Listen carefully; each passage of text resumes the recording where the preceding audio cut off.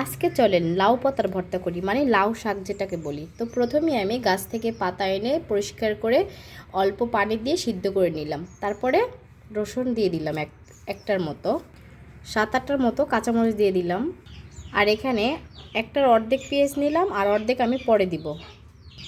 এবার আমি এটাকে সিদ্ধ করে নিব। বিশ্বাস করেন যে এই একটা ঘ্রাণ বাইর হয়েছে।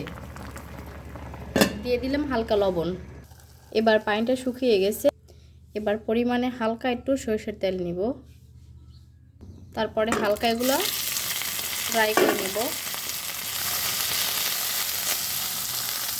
এটা ভাজা হয়ে গেছে। এবার আমি শিলপাটা বেটে নিব। তারপর আমি এগুলো বেটে নিব। তারপর আমি যে অর্ধেক পেঁয়াজ কুচি রেখে দিয়েছিলাম সেই অর্ধেক পেঁয়াজ কুচি দিয়ে নেব। পেঁয়াজটা কিন্তু মিক্সড করে বাটা যাবে না, একটু আলতো আলতো থাকবে। মনে হলো একটু লবণ কম হয়েছে, তাই একটু দিয়ে নিলাম। এই তো হয়ে গেল মজাদার ভর্তা। আর ভর্তা বানানোর পরে কি আর অপেক্ষা করা যায় বলেন তো? একদমই আমার তো সহ্যই হয় না।